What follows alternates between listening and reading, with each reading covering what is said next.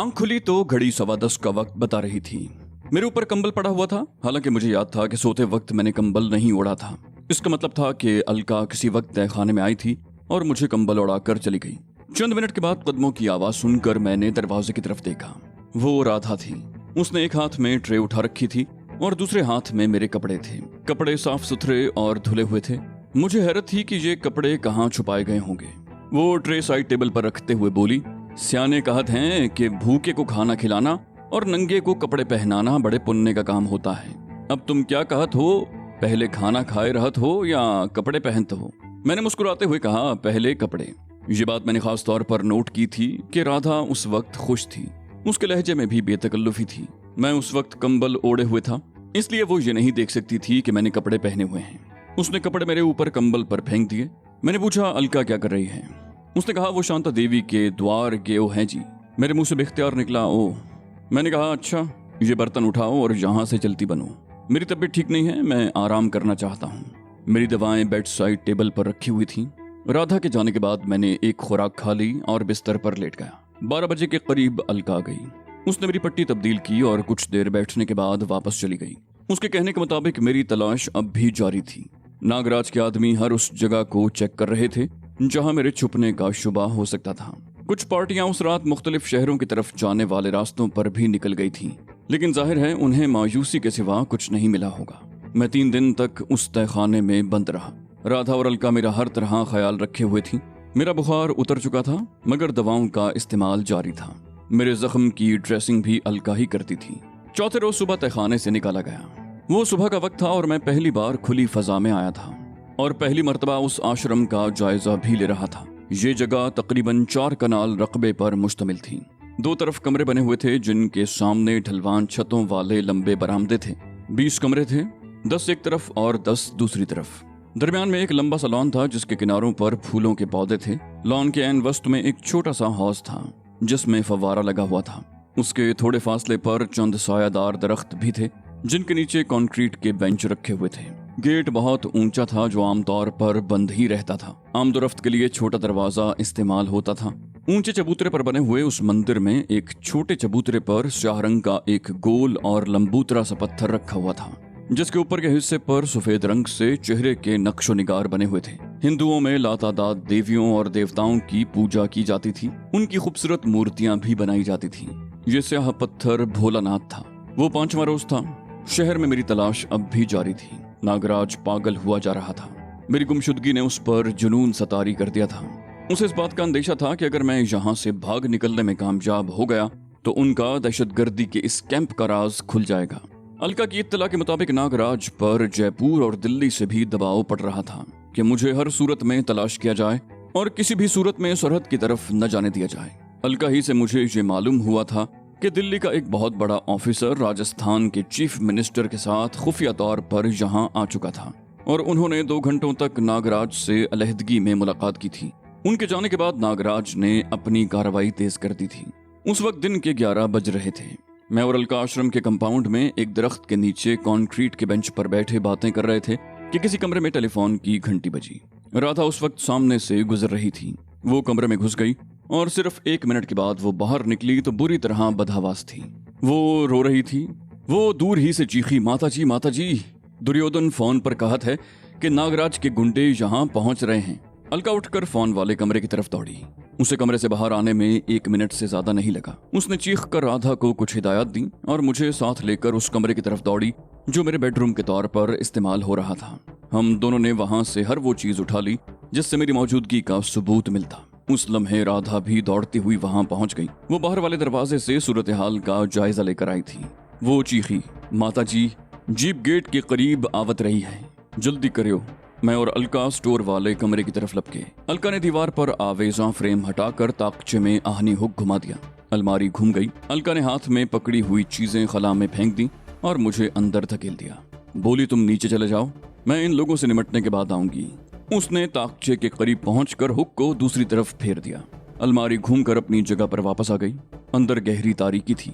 मैं दीवार टटोलते हुए नीचे उतरने लगा, लेकिन तीसरी सीढ़ी पर रुक गया। तहखाने में जाकर तो मैं बिल्कुल लाइल्म रहता, जबकि यहाँ खड़े रहकर मैं कुछ सुनने की कोशिश कर सकता था। चंद सेकंड बाद ही जोर जोर से आश्रम का गेट धड़धड़ाए जाने की आवाज सुनाई थी और उसके कुछ ही देर के बाद राधा के चीखने की आवाजें मेरी समाज से टकराईं और उसके बाद तो यूं लगा जैसे उस आश्रम में भौंचाला गया हो। वो लोग गालिबन 3-4 की तादाद में थे जो तोड़फोड़ कर रहे थे और उस तोड़फोड़ में एक गूंजती हुई भारी आवाज सुनाई दे रही थी, तलाश करो उस हराम के पिल्ले को, नजर आ जाए तो भून डालो गोलियों से। अलका की चीखती हुई आवाज सुनाई दी, ये क्या हो रहा है? पागल हो गए हो तुम लोग? मैं तुमसे पूछती हूँ इंस्पेक्टर रणबीर सिंह, किसकी तलाश है तुम्हें? और ये क्या तरीका है तलाशी लेने का? तुम जानते हो मैं कौन हूँ? मैं पुलिस कमिश्नर से तुम्हारी शिकायत करूंगी। वही आवाज सुनाई दी, मैं तुम्हें अच्छी तरह जानता हूँ अलका देवी, और तुम भी जानती हो कि हमें किसकी तलाश है। तुम ये भी जानती हो कि किसी आतंकवादी को पनाह देना कितना बड़ा जुर्म है। अलका बोली, आतंकवादी? जानते हो तुम क्या कह रहे हो? मेरे पति ने कानून की रक्षा करते हुए मुजरिमों के खिलाफ लड़ते हुए जान दी है। मैं वही अलका हूँ जिसने अपने पति की मौत पर अपनी जबान बंद रखी थी और मुंह से शिकायत का एक लफ्ज नहीं निकाला था। मैं वही अलका हूँ जो देश की सलामती को अपना धर्म समझती है, और आज तुम उस अलका पर आतंकवादियों को पनाह देने का इल्जाम लगा रहे हो। ये तुमने कैसे सोच लिया कि एक सिपाही की विधवा देश के दुश्मन को अपने घर में पनाह देगी? अरे जालिम, ये आश्रम तो अनाथ बच्चों और विधवा और बेसहारा नारियों के लिए है, उन लोगों के लिए है जिन्हें तुम जैसे लोगों ने ठुकरा दिया। भूल गए तुम्हारी बूढ़ी माता भी चंद रोज इस आश्रम में रह चुकी हैं, जब तुम्हारी बदमिजाज पत्नी ने उसे धक्के देकर निकाल दिया था। ये आश्रम ठुकराए हुए लोगों का सहारा तो बन सकता है, मगर किसी मुजरिम की पनाहगाह नहीं बन सकता। अपनी मां का हवाला सुनकर रणबीर सिंह ठंडा पड़ गया। उसने कहा, मगर अलका देवी, नागराज को इत्तला मिली थी कि राधा को बाजार से एक मर्दाना चप्पल खरीदते हुए देखा गया है। नागराज अपने आदमियों को बराह रास्त भी यहाँ भेज सकता था, लेकिन उसने ये जिम्मेदारी मुझे सौंप दी और अपने 3 आदमी भी साथ कर दिए। अलका की आवाज सुनाई दी, ओ, बाजार से मर्दाना चप्पल खरीदना कोई जुर्म तो नहीं है? तुम राधा को एक बार नहीं 20 मर्तबा देख चुके हो। वो जिस डील डोल की मालिक है उसे देखकर तुम अंदाजा लगा सकते हो कि उसके साइज की जनाना सैंडल या चप्पल बाजार में नहीं मिलती।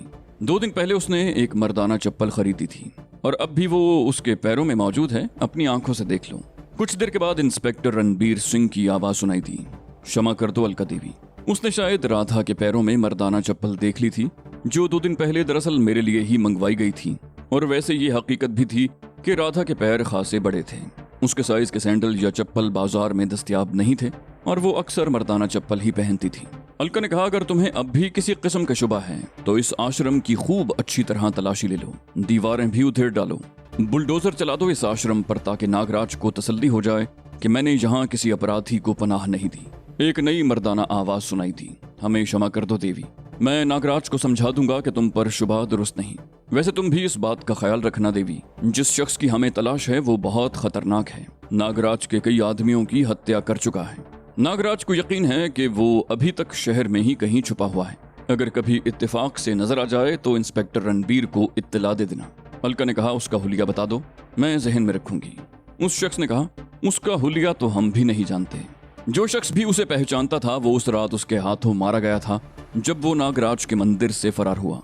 उसे चेहरे से कोई भी नहीं पहचानता। अलका ने कहा, हैरत है, जिस शख्स की किसी ने शक्ल नहीं देखी उसे तलाश किस तरह किया जा रहा है। न जाने कितने बेगुनाह अब तक तुम लोगों के जुल्म का शिकार हो चुके होंगे। उसी शख्स ने कहा, हम उसे तलाश कर लेंगे, वो बचकर नहीं जाएगा। तुम इस बात का ख्याल रखना, अतराफ में कोई मुश्तबा शख्स देखो तो फौरन इत्तला देना। वो लोग उसी कमरे में खड़े बातें कर रहे थे। फिर आवाजें बतदरीज दूर होती चली गईं। मेरे लिए अब वहां खड़े रहना बेकार था। मैं टटोल टटोल कर सीढ़ियां उतरता हुआ नीचे आ गया, बड़े कमरे की बत्ती जलाई और बेडरूम में आकर बिस्तर पर नीम दराज हो गया। मेरे लिए ये इंकिशाफ बहरहाल खुशाइन था कि नागराज का कोई आदमी मुझे पहचानता नहीं था, लेकिन उसकी दूरबीनी की दाद देनी पड़ी। वो बहुत छोटी छोटी बातों पर भी निगाह रखे हुए था। अलका और राधा पहले से उसके आदमियों की निगाहों में थी। एक मर्तबा पहले भी आश्रम की तलाशी ली जा चुकी थी। उसके किसी आदमी ने राधा को बाजार में मर्दाना चप्पल खरीदते हुए देख लिया था। इसी पर उन्हें शुबा हुआ था। उन लोगों की आमद की इत्तला पाकर मैं फिर तहखाने की तरफ दौड़ा था और राधा ने बड़ी अक्लमंदी का सबूत देते हुए वो नई चप्पल अपने पैरों में पहन ली थी। मैं इस ताज़ा तरीन सूरत हाल पर गौर कर रहा था कि अलका भी तहखाने में आ गई। उसके होंठों पर खफीफ सी मुस्कुराहट थी और हाथ में ट्रे जिसमें चाय के कप थे। वो ट्रे साइड टेबल पर रख कर कुर्सी पर बैठ गई। बोली, अगर दुर्योधन की तरफ से बर वक्त इत्तला न मिलती तो आज तो धर लिए गए होते। चाय का एक कप मेरी तरफ बढ़ाते हुए बोली, मैंने कहा था ना, नागराज बहुत जहरीला और चालाक आदमी है। वो किसी मामूली सी बात को भी नजरअंदाज नहीं करता। जानते हो उसे यहाँ तुम्हारी मौजूदगी का शुबा क्यों हुआ? मैंने चाय का घूंट भरते हुए कहा, 2 दिन पहले राधा ने बाजार से एक मर्दाना चप्पल खरीदी थी। वो चौंक गई, बोली, ओ, तुम्हें कैसे पता चला? मैंने कहा, मैं अलमारी के पीछे सीढ़ियों पर खड़ा तुम लोगों की सारी बातें सुन रहा था। वैसे राधा वाकई अक्लमंद है, उसने चप्पल अपने पैरों में पहन ली। अलका ने कहा, हाँ, अगर राधा के पैर इतने बड़े ना होते और वो पहले ही से मर्दाना चप्पलें इस्तेमाल न कर रही होती तो इस चप्पल को देखकर वो यकीनन किसी तहखाने के बारे में सोचते और तहखाने का रास्ता दरियाफ्त करने के लिए मेरे और राधा के शरीर की बोटी बोटी कर देते। मैंने उसके चेहरे पर नजरें जमाते हुए कहा, तुम ये सब कुछ क्यों कर रही हो? मेरे लिए अपनी जान खतरे में क्यों डाल रही हो? वो बोली, मैं हर बात दोहराऊंगी नहीं, बस ये समझ लो कि मैं नागराज से अपने पति के कत्ल का बदला लेना चाहती हूँ। मेरा सीना इंतकाम की आग से सुलग रहा है और ये आग नागराज के खून के छींटों से ही ठंडी होगी और मेरा ये इंतकाम तुम लोगे। वो चंद लम्हों के लिए खामोश हुई, फिर बोली, मैंने उन दरिंदों से तुम्हारी जान बचाई है, तुम पर कोई एहसान नहीं किया। इंसानियत के नाते ये मेरा फर्ज था। मैं तुम पर अपना कोई अधिकार नहीं समझती, लेकिन मुझे यकीन है कि तुम मेरा साथ जरूर दोगे। मैं एक कमजोर औरत हूँ, उस राक्षस का मुकाबला नहीं कर सकती। मेरे साथ कुछ और लोग हैं, लेकिन मैं जानती हूँ वो ज्यादा दूर तक मेरा साथ नहीं देंगे। न जाने क्यों मैं तुम पर इतना भरोसा कर रही हूँ। मुझे तुम जैसे ज़हीन और निडर आदमी की जरूरत है जो वक्त आने पर आग में कूदने से भी गुरेज न करे। अगर तुम इनकार कर दोगे तो मैं तुम पर किसी किस्म का दबाव तो नहीं डालूंगी। तुम चाहोगे तो मैं तुम्हें बाहिफाजत यहाँ से निकाल भी दूंगी और ये समझ लूंगी कि मैंने अपने पति के इंतकाम का सपना देखा था जो बिखर गया। यही होगा ना कि मैंने अपनी आगोश में दम तोड़ते हुए पति को जो वचन दिया था उसका पालन नहीं कर सकूंगी और मेरे पति की बेचैन आत्मा भटकती रहेगी। मैं चंद लम्हे खामोशी से उसकी तरफ देखता रहा, उसकी बातों पर गौर करता रहा। इसमें शुबा नहीं कि उसने मुझ पर बहुत बड़ा एहसान किया था। उस वक्त मेरी जिंदगी का एक एक सांस उसका मकरूज और एहसानमंद था। अगर उस रात वो मुझे दुर्गा माता के वीरान खंडर से उठाकर यहाँ न लाती तो शायद मैं सर्दी से ठिठर कर मर चुका होता या नागराज के आदमियों के हाथ लगकर अपनी जिंदगी गंवा चुका होता। जिस तरह शहर में मेरी तलाश हो रही थी उसके पेश नजर यकीन से कहा जा सकता था कि मुझे कहीं पनाह न मिलती और सुबह होने के बाद चंद घंटों में ही उनके हाथों मारा गया होता। लेकिन ये अलका अग्निहोत्री ही थी जिसने मुझे बचाया था, मुझे एक नई जिंदगी दी थी और अभी मुझे उसकी जरूरत थी, जबकि मैं उसकी जरूरत बन गया था।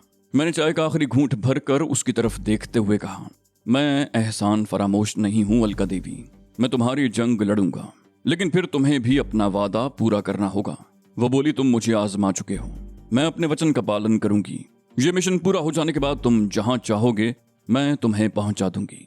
मैंने कहा, लेकिन इस तहखाने में बैठे रहकर तो कुछ नहीं किया जा सकता, हालात का जायजा लेने के लिए मुझे बाहर निकलना पड़ेगा। अलका ने कहा, 1-2 दिन तो तुम बाहर नहीं निकल सकोगे, अभी तुम्हारी तलाश जोरों शोर से जारी है और फिर तुम्हारे बाजू का जख्म भी पूरी तरह ठीक नहीं हुआ। आज की रात भी तुम्हें इस तहखाने में ही गुजारनी होगी। नागराज बहुत चालाक और मक्कार है, वो आसानी से किसी का पीछा नहीं छोड़ता। हो सकता है आज ही रात वो लोग दोबारा यहाँ रेड करें। वैसे मैं नागराज को बड़ी हद तक समझ चुका था, लेकिन अलका उसे मुझसे ज्यादा जानती थी, इसलिए मैंने उसकी तजवीज मान ली। अलका का खदशा दुरुस्त साबित हुआ था। उसी रात 2 बजे के करीब धड़-धड़ की आवाज सुनकर मेरी आंख खुल गई। ये आवाजें मेरे सर के ऊपर छत पर से आ रही थीं। तहखाने की छत 10 फुट से ज्यादा बुलंद नहीं थी, लगता था ऊपर किसी कमरे में उठापटक हो रही है। एक हल्की निस्वानी चीख भी सुनाई दी थी। मैं अंदाजा नहीं लगा सका कि ये चीख अलका की थी या राधा की। मैं उछलकर बेड से उतर गया। पलंग के करीब फर्श पर अगरचे राधा की एक पुरानी चप्पल मौजूद थी, लेकिन मैं नंगे पैर कमरे से निकलकर सीढ़ियों की तरफ आ गया और दीवार से चिपक कर बहुत आहिस्ता आहिस्ता सीढ़ियां चढ़ते हुए ऊपर आ गया और आवाजें सुनने की कोशिश करने लगा। वो आवाजें दूसरे कमरे से आ रही थीं। एक आदमी चीखते हुए कह रहा था, बताओ कहाँ छुपा रखा है अपने यार को। जवाब में अलका की चीख उभरी, फिर उसकी आवाज सुनाई दी, यहाँ कोई नहीं है, मैंने किसी को नहीं छुपाया। तुम लोग आज दिन में भी यहाँ की तलाशी ले चुके हो, अब भी तलाशी ले लो, पूरे आश्रम को छान मारो, यहाँ कोई नहीं है, मैंने किसी को नहीं छुपाया। वही मर्दाना आवाज सुनाई दी, तलाशी तो हम लेवेंगे, हमने तुम्हारे इस आश्रम को चारों तरफ से घेरे में ले लिया है। अगर वो अपराधी यहाँ से बरामद हुआ तो आश्रम में भोलेनाथ की जगह पर तुम्हें कीलों से गाड़ दिया जाएगा। अलका ने कहा, जाओ तलाशी ले लो, अगर कोई अपराधी यहाँ से मिल गया तो जो चाहे सजा दे देना। आश्रम में तोड़फोड़ की आवाजें सुनाई देती रहीं। वो कई आदमी थे, उनकी चीखती हुई आवाजें भी सुनाई दे रही थीं। तकरीबन 1.5 घंटे के बाद ये हंगामा खत्म हुआ और आखिरकार खामोशी छा गई। मैं उसके बाद भी काफी देर सीढ़ियों पर खड़ा रहा, फिर उतरकर कमरे में आ गया। मेरा ख्याल था कि अलका मुझे सूरत हाल से आगाह करने के लिए तहखाने में आएगी, मगर वो नहीं आई। मैं देर तक बिस्तर पर पड़ा सोचता रहा। सूरत हाल संगीन से संगीन तर होती जा रही थी। उन्होंने रात 2 बजे अचानक ही आश्रम को घेरे में लेकर छापा मारा था। उनका ख्याल होगा कि अगर मैं आश्रम में मौजूद हूँ तो मुझे कहीं छुपने का मौका न मिल सके, लेकिन उन्हें इस मर्तबा भी मायूस लौटना पड़ा। सुबह 9 बजे के करीब अलका ने मुझे जगाया। उसे देखकर मैं चौंके बगैर नहीं रह सका। उसकी पेशानी पर गोमड़ सा बना हुआ था और दाईं आंख के नीचे भी एक नीला सा धब्बा दिखाई दे रहा था। मुझे समझने में देर नहीं लगी कि रात को मेरे बारे में पूछने के लिए राधा और अलका पर कुछ तशद्दुद भी किया गया था। मैंने सब कुछ समझते हुए भी उसके चेहरे की तरफ देखते हुए इशारा किया, पूछा, ये क्या है? उसके होंठों पर अफसुर्दा सी मुस्कुराहट आ गई। बोली, कुछ पाने के लिए कुछ खोना तो पड़ता है। फिर वो रात के छापे की तफसील बताने लगी। आखिर में वो कह रही थी, मेरे खिलाफ ऐसी हरकतें करना तो कोई नई बात नहीं है। वो मेरा पति ही था जिसने उस पाखंडी की बढ़ती हुई सरगर्मियों के सैलाब के सामने बंद बांधने की कोशिश की थी और 2 मरतबा उसे गिरफ्तार भी किया था, मगर दोनों मरतबा हुकूमत ही के अफसरों ने बचा लिया। इसी जुर्म में मेरे पति को पुलिस की मुलाजमत से निकाला गया, लेकिन उसने पीछा नहीं छोड़ा और आखिरकार उसके बारे में कुछ सनसनीखेज मालूमात हासिल करने में कामयाब हो गया। और इससे पहले कि मेरा पति उसके खिलाफ कोई ठोस कार्रवाई करता, उसे बेदर्दी से मौत के घाट उतार दिया गया। मैं अगरचे खामोश रही थी, किसी पर इल्जाम नहीं लगाया था, मगर नागराज को शुबा था कि मैं कुछ न कुछ जरूर करूंगी। उसने मेरे खिलाफ बराह रास्त कदम उठाने की बजाय दूसरा तरीका इख्तियार किया। इस आश्रम में दर्जनों बेसहारा और विधवा औरतें थीं। मैं शहर में बेसहारा औरतों की सेवा करती रहती थी। नागराज को शुबा था कि मैं इस तरह लोगों की सेवा करके अपना एक मकाम बनाना चाहती हूँ, ताकि ताकत जमा करके उसके खिलाफ कोई कार्रवाई कर सकूं। उसने मेरा आश्रम उजाड़ दिया। उसके गुंडे आश्रम में घुस आए, जहाँ रहने वाली औरतों को परेशान करते। वो लोग मुख्तलिफ औकात में 2-3 औरतों को उठाकर भी ले गए। मेरे खिलाफ ये प्रोपेगेंडा किया जाने लगा कि मैं आश्रम में रहने वाली खूबसूरत औरतों से पेशा करवाती हूँ। इसी तरह मेरा ये आश्रम वीरान होता चला गया। नागराज के दहशतगर्दी के कैंप से आए दिन कोई ना कोई फरार होता रहता है, और जब भी कोई ऐसा वाकया होता है, नागराज के आदमी मेरे आश्रम पर चढ़ दौड़ते हैं। 1-2 मरतबा मैंने कैंप से फरार होने वाले नौजवानों की थोड़ी बहुत मदद भी की थी, लेकिन वो खुद भी बहुत बुज़दिल और कम हिम्मत निकले और मारे गए। नागराज के आदमी मेरे खिलाफ कोई सबूत हासिल न कर सके कि मैंने कैंप से फरार होने वाले किसी नौजवान की मदद की थी। और अब तुम में मुझे वो तमाम सलाहियतें नजर आती हैं जो मैं किसी नौजवान में देखना चाहती थी। अगर तुम में जरा सी भी कमजोरी दिखाई देती तो मैं तुम्हें फौरन ही चलता कर देती और अपने आप को इस तरह खतरों में न डालती। मैंने कहा, इसमें शुबा नहीं कि तुमने मुझे पनाह देकर बहुत बड़ा खतरा मोल लिया है, लेकिन इस तरह बैठे रहे तो हम कुछ नहीं कर सकते। अगर उन्हें आश्रम में किसी तहखाने की मौजूदगी का शुबा हो गया तो मैं चूहे की तरह पकड़ा जाऊंगा।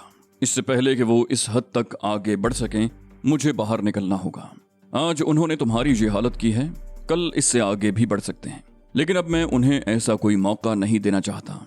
आज शाम मैं बाहर निकलूंगा ताकि, अलका ने मुस्कुराते हुए कहा, धीरज माय डियर, धीरज। सिर्फ आज का दिन और आज की रात इंतजार कर लो। पहले मैं तुम्हारी हिफाजत के लिए कुछ इंतजामात कर लूं, उसके बाद तुम जो चाहो कर सकते हो। मैं चौंके बगैर न रह सका। जो खुद मार खा रही हो वो मेरी हिफाजत क्या करेगी? लेकिन फिर ये सोच कर रह गया कि उसके पास कुछ ऐसे जराए जरूर होंगे। कोई मामूली औरत किसी पुश्त पनाही के बगैर इतनी बड़ी ताकत से टकराने की हिम्मत नहीं कर सकती। अचानक ही मेरे जहन में एक और ख्याल उभरा। मैंने उसके चेहरे पर नजरें जमाते हुए पूछा, ये दुर्योधन कौन है?